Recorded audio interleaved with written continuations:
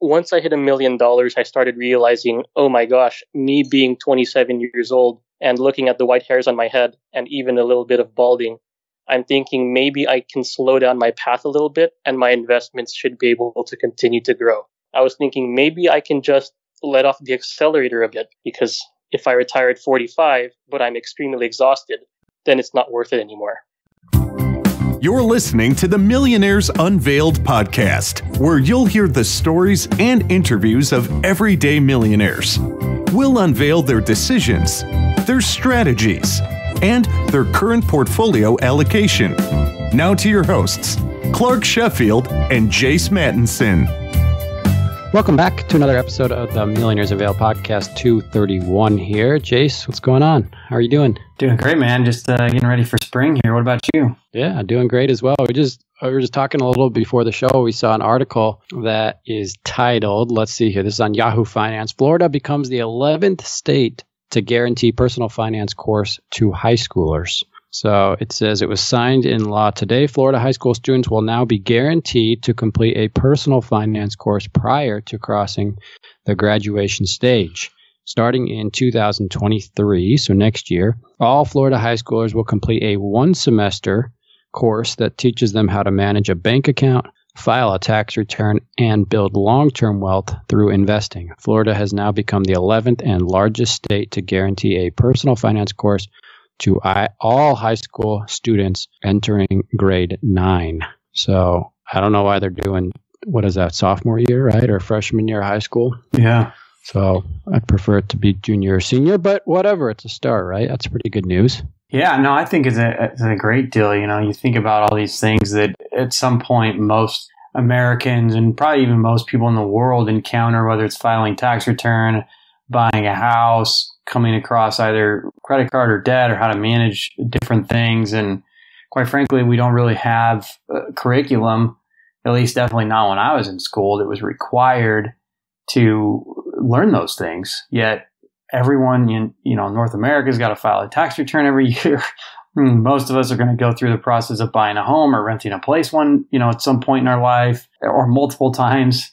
And, same thing with insurances and all these different things that are of value to just kind of, live life. And instead we tend to spend time on other subjects and whatnot that may not be applicable. So I think some of these states that are in Florida being the most recent one that are putting this as part of their curriculum, I think it's a great move. It's a great start. And hopefully it'll kind of uplift, the population as a whole for that state, and hopefully other states will follow suit. Yeah, seems like we're getting there. 11 out of 55 states, so 20%. We're getting there. So quick recap. Last week, we had Wade and Natalie. He owned a small business, actually experienced a bankruptcy as well. So he talked about his experience working through that, then growing up the small business, then selling that business to go on a sailing trip with his wife and 4 kids. So net worth of 1.8. Really interesting and unique perspective from him, and some great advice overall on enjoying life at different stages of the journey. This week we have Jay, net worth of $1 million, works in cybersecurity and drives a Maserati. So another fun interview with Jay this week.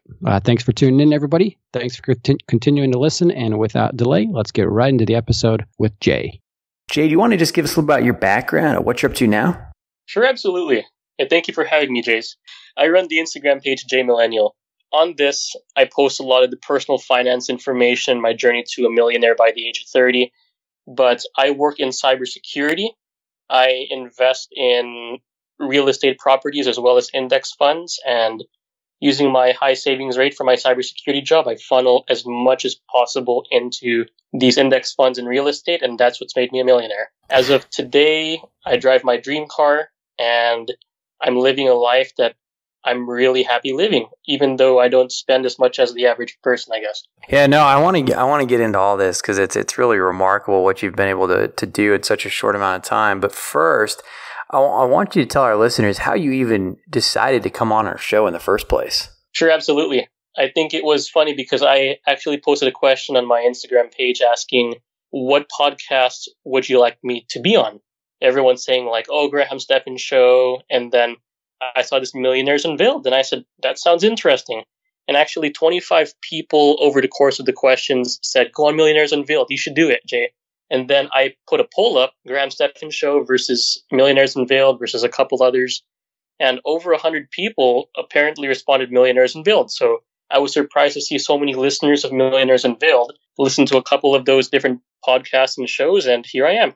That's awesome, man. Appreciate you sharing that. So net worth is $1 million or just over, right? Correct, yes. So let's break that down. What is the allocation of the million? Sure, absolutely. So I posted this back in February, right, when I reached $1,037,000. That would be around 38% in real estate, so $391,000 there, $66,000 in cash, so 6%. In brokerage account, $289,000, so 28% there. I have an HSA, $18,000 in that, and then retirement 401k IRA, that's $258,000. And then $4,000 in crypto and $10,000 in cars between assets and liabilities. So of course, this allocation does factor in the asset minus the liability. Totally. So let's talk a little bit about the car for a second. You're driving your dream car, which is what? Sure. I'm driving a Maserati Ghibli. Okay. And when did you buy that? I bought it in May last year, and I was at around $700,000 net worth. The market had tanked quite a bit, and I decided it was the best time to get my dream car. Okay. So walk us through that, because it's I think it's a little bit counterintuitive in a lot of ways, right? Like you got to a certain level and then you decide to get your dream car. Whereas a lot of times, I think just in general, in personal finance and in millionaires and a lot of people that we have on the show, they prefer or they, grind away or don't think, one, they can afford a car like that, or two, they don't do it until they're way, way, way farther away. But you bought it earlier, and now you get to have that experience, which I'm assuming, since you did buy it, is important to you to be able to have that experience at such a younger age. Walk us through that decision. Sure, absolutely. So I've been dreaming about Maseratis for over 10 years, and I can date this all the way back to late middle school and early high school. And cars are a big passion of mine. They've been a big part of my life, and I actually wanted to buy the car much earlier, but people around me stopped me. Like my dad said, don't buy it with your salary at $65,000. That's freaking ridiculous. And that's when the car literally just came out back in 2014. But I was personally thinking, if I can make that a goal, and if I can have my side hustles pay for that car, why not? So I made it a goal to be able to cover the monthly payment 3 times over with one of my side hustles before I went out and purchased the car. So that was a big factor in it. Originally, I thought, you know what, I'm going to buy the car once I hit $120,000 in income, and if the car is worth $30,000. But over time, along with depreciation and everything, I ended up growing my YouTube channel to a point where it could pay for that monthly payment 3 times every single month. So when it hit that point, I said, you know what, I got to stop. I can stop right here. I think this is perfect. My side hustles are paying for it. If my side hustle goes down, my main job can pay for it. My rentals can pay for it. So at that point, I realized this is the time that I can get it. And looking at like Auto Trader every single day, I realized this is the time. The depreciation curve is not going to go that much further down, and it's perfect. Everything aligned. So did you buy a used one then? Correct. Yes, I bought a used one. It's a 2014 model, and I paid $19,000 for it. Oh wow! So you got a pretty. I mean, that's relatively not cheap, but comparatively to buying any other car, let's just say. I mean, that's not crazy expensive, in the sense right? Of when people when people tell me, "Oh, you got a Maserati," people automatically assume it's probably worth over $50,000 or even $60,000 or $80,000. And once they hear that I spent $19,000 fully serviced and everything, their minds just explode. Yeah, totally. I mean, I can see why, right? Like a lot of times, I think sometimes we think of these supercars or luxury vehicles as being so expensive, but in your case, hey, you're a millionaire, but you still went and bought a used one, and it cost you $20,000 to live out that dream. That's not really that expensive, right? That is correct. Yes, and the way I think about it is, it's such a small part of my net worth now that if it were to depreciate any further, well, one, there's still going to be some value in it. I think, even if I sell it for $10,000 in 5 years, I'd still be happy because I feel like I'd get $9,000 worth of value out of it. Totally. And I think you bring up a good point, right? Like looking at things, whether it be consumer goods or or even experiences that we pay for the value that they give you or the memory that they give you. And in your mind, even if that went to, $3,000 or $5,000, you've got the value out of it no matter what over the, these several years that you'll drive it, correct? Right. And that's what I think about also is depreciation and the value I get. Like if I spent $80,000 on the same car and drove it for 5 years, I wouldn't think that I would get, $40,000 worth of it, especially with the depreciation being that much. So here it makes more sense that way. That's how I think about it. Totally. So let's get back to the allocation here a little bit. You've got about 500, 600,000 in the market. Is that correct? Yes, that's correct. So around 560 when I checked this morning. Okay. And is that mainly invested in index funds? Yes. So my 401k IRA, that's primarily in VSMPX, which is a Vanguard total stock market fund. I do have some QQQ in my IRA. And then in my brokerage, people know I'm very tech heavy. So I split it 50% down the line between QQQ and VTI. Well, actually, maybe 20,000 or so in ARKK as well in the brokerage. So no individual stocks? Well, with the recent pandemic, I've invested in Delta, United, and Palantir. Okay. So those would probably be just around $30,000 worth in that. So it's still a small part of the brokerage even. Now, was that something that you just did taking advantage of what the market did at the beginning of the pandemic, or is that a new strategy that you're going to kind of try to build out as the pandemic, subsides and the market continues to rebound? No, I feel like this was a once-in-a-lifetime opportunity here. Looking at where the stocks were between those cruise lines and the airlines, I felt like there was a lot of room to recover after seeing them down over 60 or 70%. It's not as big strategy for me to go forward and pick individual stocks because I've had a bad streak of picking individual stocks, even before this. Interesting. Did you lose money when you did that? Yes, when I was stock picking, I'd say over 5 years ago, I've lost thousands and thousands just investing in biotech and even some tech stocks I thought I believed in, but they actually tanked. Trying options. I tried so many different things and I just decided, you know what, I'm just going to index it, and indexing was probably the best thing I did. Interesting. So the money that you've got in your 401k, I mean, you've grown that pretty substantially in the last, 6-7 years, call it? Correct, yes. I started work in 2014 and this would be my 7th year investing in 401k. Is that something that you've maxed out every year? Yes, $19,500 every single year. And then my employer actually matched and put in about 30,000 or so of that. So call it 165, 170,000 that you've put in and your employer put in, and you've gotten 80,000 or so in gain from that, correct? Yeah, that would be correct, actually. Yep. Wow, that's pretty remarkable. So do you plan going forward to continue to max out your 401k every year? Yes, absolutely. It's part of my strategy. I will definitely do that. So let's just play a little bit of math, and just for the sake of it, because you're 27 right now. So let's just say you've got 40 years just for kicks. 40 years of growth, even if you didn't put anything in anymore, let's just say it's at 250 right now. You don't put any more in. I mean, you're going to end up with anywhere between $6 and 20 some million dollars, depending on your rate of return over 40 years. I mean, that's pretty crazy, right? Yeah, I calculated it one day and I was just mind blown. Like, for me, thinking about that math and the compounding interest, it just went way beyond my head. Yeah, no, totally. I mean, it's crazy. Like you hear it all the time, right? The millionaires are made really in their 20s and 30s, not necessarily in their 50s and 60s, which was actually debunked a couple times on this show because we have had people that have done it, in a decade. In your case, you've done it basically in 7 years? I mean, what was your net worth when you started working in 2014? In 2014, it would be around negative 50,000. I had student loans and a car. So really, you've done it in 7 years. So one, it can be done. I mean, obviously, income makes a big factor, and a bull market is a large factor as well. But the amount of money that you've put in, 150,000, call it 140,000 with your employer contributions as well. Even if you don't ever touch that again, it's going to be worth several $million when you retire. Does it make you think?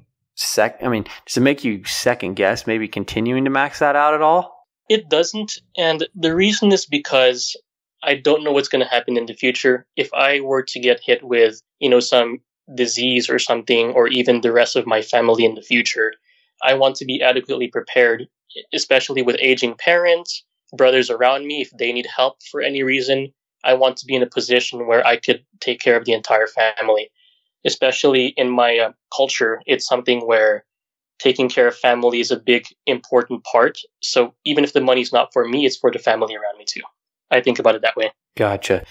Does it bother you though? I mean, we ask this to a lot of our millionaires that are young, just given that time horizon is so long and you have a lot of, there's tax advantages and whatnot, but on one hand, it is somewhat locked up. Does it bother you that money, even if you do continue putting it in there and investing, that it is untouchable essentially for, 30, 40 years?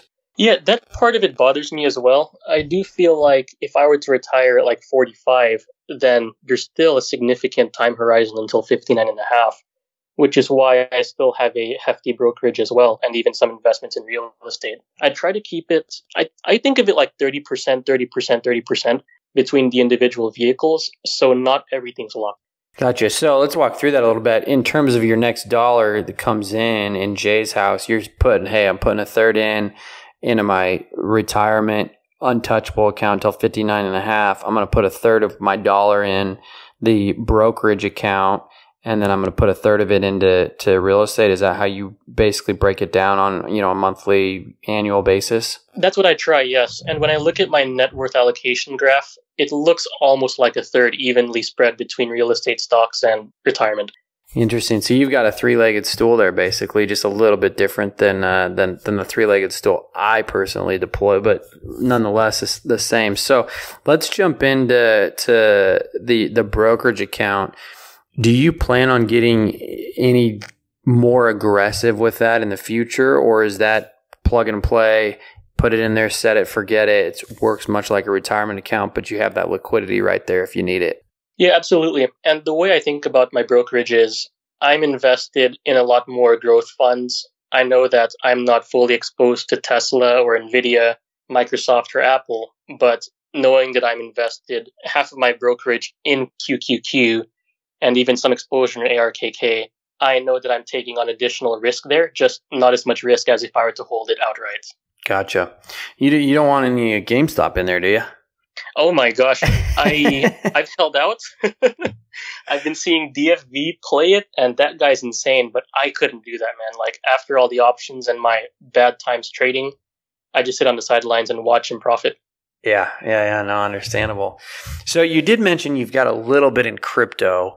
Is that something that was just, hey, I'm going to dabble in it, or do you really think crypto is going to be somewhat of the future and you will add that as part of your portfolio?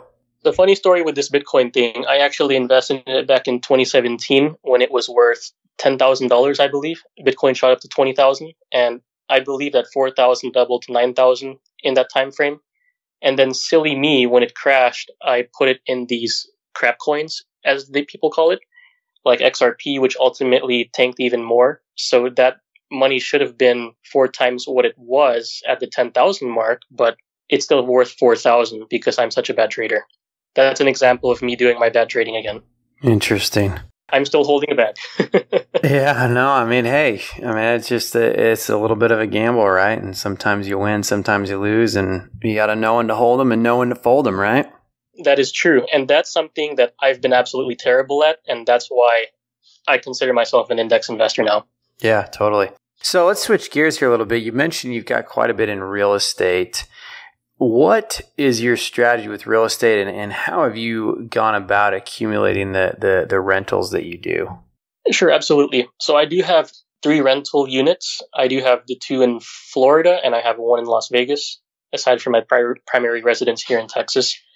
The way I think about real estate is if I can have enough cash flow to cover my household expenses on a monthly basis, I'll be happy. My target with real estate is to ultimately try to cover my expenses when I'm retired early.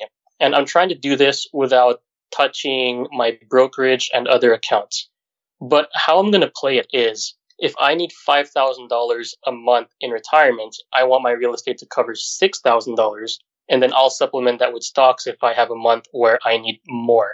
And then when retirement kicks in, I'll be able to pull from retirement later on as well. Interesting. So walk us through, I mean, are you buying single families or duplexes, or what's the strategy, and what do you look for in a deal, and how does a deal take shape? Are you putting 20% down? What are you looking for? I mean, obviously you've got this long-term vision and plan for these to cover early retirement potentially, and we'll get into that in a second. But what are you looking for in these properties? Maybe just walk us through, the first two that you did. Yeah, my target rate, like cash on cash return, is 15% per year on real estate. My duplex in Florida, that one I put 25% down, and I have a 30-year loan on it. And I know that one does 17 or 18% cash on cash when I last calculated that one. But I'm a kind of person that can put minor repairs into a property, put 25% down, put it on a 30-year loan, and then let that sink in and just make more money. Now, I'm not like a buy, rehab, bird type of person. I'm trying to dabble in that, but I don't have the confidence yet in that. So my other property in Las Vegas, that one was near turnkey as well, like, minor repairs, paint and carpet. And then just put down the 25%. That one was actually on 15 years. But since I bought that so early, I was able to do a better cash on cash return on that. So do you have somebody manage these, or how did you find these? Yes, absolutely. So the one in Las Vegas, that was between a property manager and realtor that I identified, and then same in Florida. So I just reached out to a couple of people. If they met a certain criteria that I like their response rate and all these other things and whatever other experience they can come to the table with, I just side with them, and then ultimately buy it through the realtor, pass it on to the property management, and then just hopefully collect a check until something like an AC breaks. Did you see any of these properties before you bought them? In person, no, actually. I trusted my realtor and my property manager to look over the properties and make sure that they're all well and good before I pull the trigger. So 3 opinions, can't go wrong with 3 opinions, hopefully. Interesting. So, I mean, a lot of people say, hey, look, I'm on the coast. I'm going to try to invest in the middle of the country, Texas being a good spot to do it. You being in Texas, why did you decide to go outside the state? Yeah, so having lived in Texas for a while, I know how property taxes here are. And if I were to let someone rent it out, I understand that the appraisal is going to kill me year over year, and my tax assessment is going to go up year over year to the point where I don't feel like the landlord that could impose such a high jump year over year on someone's rent price. And an example of this, and I even outlined this in one of my YouTube videos, is I took a property that I owned here in Texas. It was worth like $150,000 when I bought it. But in the 6 years prior, it was worth probably $70,000 right before the big boom. And for those that don't homestead the property, like if you're an investor, you cannot homestead it. So these caps on taxes year over year don't apply to you.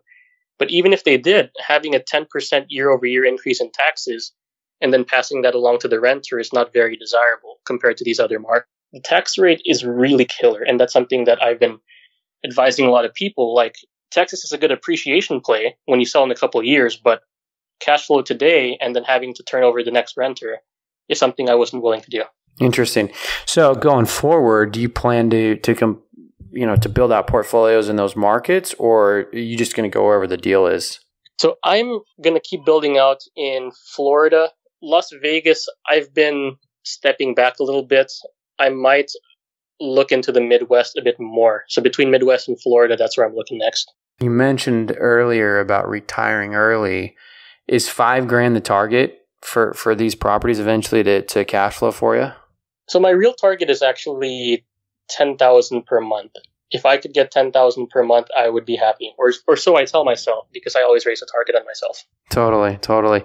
So you get $10,000 a month. Is that properties paid for? Do you plan on paying them off at some point, or just continuing to build a portfolio? Is there a amount of doors that you're trying to get to? Or my target is at least $300 a month cash flow per property, and hopefully that will get me enough. Gotcha. So we've talked a little bit about the early retirement. For you, is that a goal? I mean, I guess we haven't defined that. Is that a goal at some point to retire before the traditional retirement age? Yeah, I've been setting a goal for myself by 45. Okay, so 45. Now, at 45, let's just back into this and go through this exercise for our listeners. Are you targeting a certain level of cash flow or net worth or both at that age? Yes. So my followers know that I'm targeting a 7 million net worth. And what I'm hoping is that will allow me a decent amount of cash flow at that point. Okay. So if we follow your third, you're going to have just over 2 million, call it 2.2, 2.3 in each of the buckets, real estate, retirement accounts, and your brokerage account. Do you plan on living completely off the real estate income, or would you draw from the brokerage as well? I plan to live off of the real estate income entirely. And if I have to draw from the brokerage, I will do so. Okay. Going down that path, is there a different Maserati in the future? Yes. I've been eyeing the Maserati Quattroporte Trofeo and the Levante Trofeo. I'd like to add both to my little collection, as well as the MC20. Okay, so we got a big Maserati fan. Well, that a little portfolio for Maserati as well. Yep, awesome. My followers really know that as well. That's awesome, man. I love it. Is there anything else you like to splurge on? Yeah, actually, vacations are another big part of it as well. So, for example, I like to go on 2 big international trips per year. Right before COVID, I did a lot of that, and then just go domestically maybe 5 or 10 times to Hawaii or even just nearby areas. So I personally like to spend money on food and travel, aside from cars. Yeah, totally. We'll get into this a little bit more in the millionaire questions, but I want to ask, as you've gone on this journey, has the numbers shifted? Has the intent shifted at all as you've gotten to that millionaire status, or has it always been 7,045,000? Yeah, and I do talk about this as well. Like, once I hit $1 million, I started realizing, oh my gosh, me being 27 years old and looking at the white hairs on my head and even a little bit of balding, I'm thinking maybe I can slow down my path a little bit and my investments should be able to continue to grow. So that's where I started dabbling in the idea of Coast Fire. And just like you mentioned, with the portfolio growing over time, I was thinking maybe I can just let off the accelerator a bit. Maybe I can delay this next promotion because I think my salary is adequate to carry me going forward without killing me too early on and allowing me enough time to enjoy what I have going into retirement. Because if I retire at 45, but I'm extremely exhausted, then it's not worth it anymore. Yeah, totally. So one thing we haven't discussed yet is primary residence, and you do own a home, you said? Yes, that's correct. What's your philosophy around owning versus, renting possibly, and also with that, do you do a 15-year, 30-year mortgage? Do you pay it off early? Do you not? What's kind of your philosophy around home ownership? Yeah, so around home ownership, I bought a house that was just under 3 times my annual income at the time that I bought it. Well, actually, yeah, about 2 times. And I like to keep my primary residence as low as possible because homeownership and repairs and everything gets really expensive. And what I did with this one is I did 20% down, and the monthly payment at the time was $1,700 because my house was around $250,000. The way I thought about it is I wanted to pay this down to a manageable level to where if I were to lose my job, knock on wood, I would be able to still pay for it with my business. So I ultimately put down close to 50% after all is said and done. So 20% initially, but then I put down the remaining or additional 30%. So my mortgage is paid off about halfway. And meaning you made a lump sum payment? Yes, I did. Yeah, okay. I did the lump sum payment, and then I recasted the mortgage. So my monthly payment appears lower. And then I refinanced it because of COVID and everything. So I've taken advantage of the lower rate. And now my monthly payment is $650 a month P&I. And then I just escrow the taxes myself, the additional like $600 or so. Wow. And did you put that on a 30-year or 15-year? It's a 30-year. Yep. Now, so you got that on a 30-year payment, $650 plus taxes, insurance, whatever. Or I guess you said principal and interest is $650, and then you escrow the others to yourself. So what do you plan to do in the future? Are you going to pay the rest off early, or you just make the minimum, $650 payment a month? No, I'm just going to be making the minimum payments because I feel like I can return much better than 3% elsewhere. If I paid off early, locking up so much money. Yeah, no, good. I mean, yeah, totally. That's a good point. It's something that we've been discussing, especially recently. So let's just play a game a little bit. What would that rate need to, I mean, obviously you're locked in for 30 years, but let's just say you hadn't. What would that rate in your mind need to be for you to want to pay that off earlier? Or would you ever? maybe even before retirement, get to that point or not? Right. Actually, I did consider this because before I bought this house that I'm living in now, the house that I would have bought was 370,000 and the rate was 5.1, but right around the time I was about to close, it rose to like 5.4, I believe. So at that point, I actually would realize that 5.4% is a decent enough rate that I would want to pay it down faster. So for you, that rate is in the fives, basically. So if you had something in the Yes. fours, you'd still keep it. Yep. Okay. 4.375. I was still happy with that. And then when I refinanced down into the threes, I'm like, hands off. Yeah, totally. So don't plan on paying it off. Would there ever be, I mean, let's see, you're 27, so 57. Would you plan on paying it off, you know, say when you hit early retirement at 45, or would you continue to let that ride? I would continue to let that ride. I've thought about paying it off and what that mortgage would be at that time. And I was just thinking, if I feel like my monthly safety net or monthly income cannot cover the expenses at that time, I might consider throwing it at that. But holding the cash still more beneficial to me, or at least that's what I think. While we're on cash, what is your philosophy in terms of how much to hold in cash? You know, either waiting for a real estate deal or just in emergency savings. What's your kind of thoughts around having cash on hand and how much? Right. So my philosophy around that is 6 months of expenses at the very least. But for me, I'm also holding my real estate savings in that same account as well. So anything beyond 6 months, I'm saving that for my next purchase. And the reason why I chose 6 months is because cybersecurity is such a hot industry that people have been reaching out for job offers left and right, even through the pandemic. And I realized if I were need to jump, it wouldn't take much effort to jump within 2 to 3 months if I really needed to do that. Yeah, totally. So let's shift gears a little bit and talk about kind of career management and what you've done. Maybe discuss why you went into cybersecurity. First of all, did you go to college at all? Yes, I did. Okay. Did you get a degree in business or cybersecurity or anything like that? Yeah, I got a degree in information systems. Okay. So not cybersecurity related, but I took cybersecurity related classes while in college. Gotcha. Okay. So you graduate college, information systems degree, move into the field of cybersecurity. Walk us through that career progression from when you graduated to where you are now. Sure. So I, upon graduation, took an offer at a Big Four consulting firm. So PwC, Deloitte, EY, KPMG, along the nature of those firms. I started out as an entry-level associate making $65K a year. And after bonuses, around $70,000. After that, 2 years, got a promotion into senior associate, and that's where I started making six figures. That's $100,000 a year flat. After that, I focused on getting the manager position. So another 2 years, and I was able to make manager. And now I jumped out 2 years after that into a different role, still as a manager, but less working hours, but still more pay. Interesting. So really you've been with one company or two companies? So I've been with one company for 6 years, and then I jumped out last year in the midst of the pandemic. Okay, gotcha.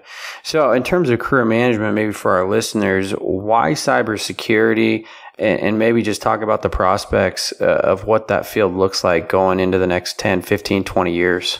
Yeah, so cybersecurity is an ever-growing field, and I personally have had such an immense interest in technology. So ever since I was young, I thought that I would become like a web developer or even like a programmer of mobile applications. And it wasn't until college that I learned about cybersecurity and that whole field as a whole. And I was so interested in the idea of like attacking different companies and, breaking in, trying to take the different assets, capture the flag, defending secrets against people that would try to attack and pick them up. So that ultimately resonated with me, and I just kept digging and digging.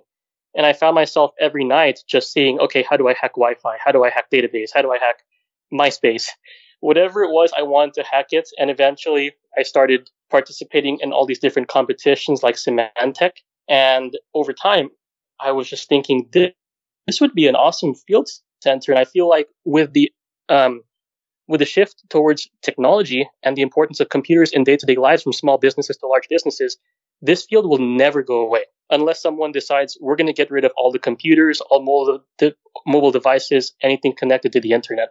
So looking at the prospects, I checked BLS.gov, right around 2014 when I was entering cybersecurity field, and I realized, wow, this path is going to explode. This career is going to explode. And every single year when I attend a conference, one common thing that comes up nowadays is in cybersecurity, we don't have enough people. We never have enough people. In fact, there's actually a shortage of like 2 to 4 million professionals in the next 5 to 10 year time frame, which is absolutely mind-boggling to think about because, one, cybersecurity pays pretty well, and the more you stick with it, it pays extremely well, especially as you get into management and architecture. So to all the listeners out there, if you are thinking about programming, that's a really fine path. You could go with that. But if you like the idea of protecting, defending, attacking, enter cybersecurity. So there you have it, listeners. Cybersecurity, the future and beyond.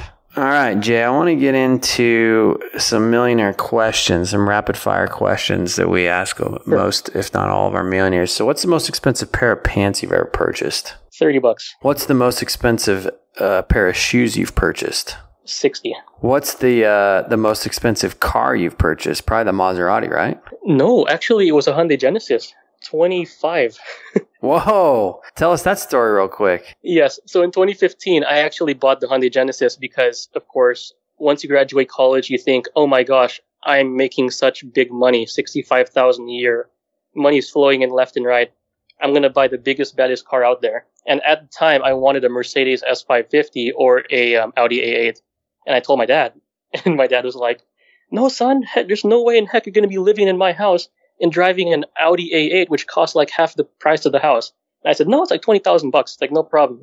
And then my dad said, the maintenance is going to kill you. So I looked into it, like airmatic suspension, turbochargers, all of that stuff, and having to rebuild them out of warranty. And I was thinking, I cannot afford that. I don't have a business to pay for that or anything. So I looked into the Hyundai Genesis. And when I drove it, I was like, my gosh, it drives like an E-Class and an S-Class. So similar. And the sound system was really darn good for the price as well. And that car served me well up until I bought the Maserati, actually. So I ended up keeping that car up until then.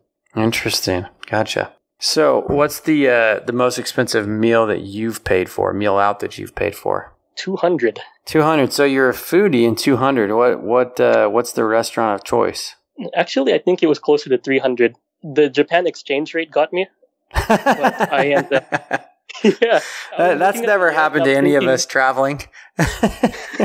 So what happened is I ate Kobe beef, and I thought it was great, but me being the frugal guy that I am, I was thinking it was more of an experience than actually enjoying the food, which unfortunately that was the case for me, like softest beef in the world, but I could go to Hard 8 barbecue in Texas any day and pay $30 and be much happier than paying $200 or $300 at Kobe.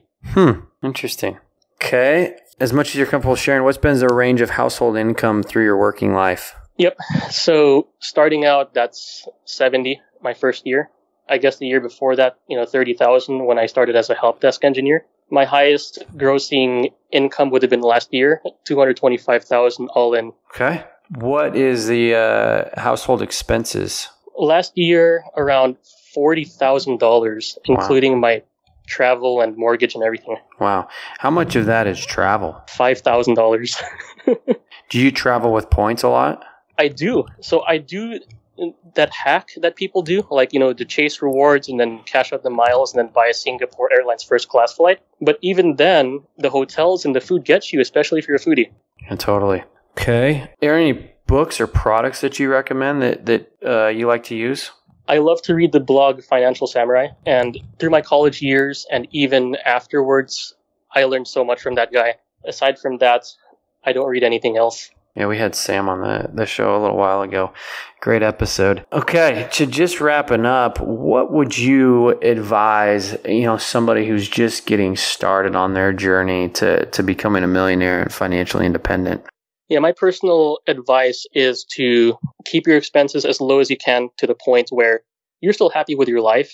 Like for me, $40,000 a year is absolutely perfect. But then again, I live in a low cost of living city as well with low expenses. So low expenses and then investing as much as you can.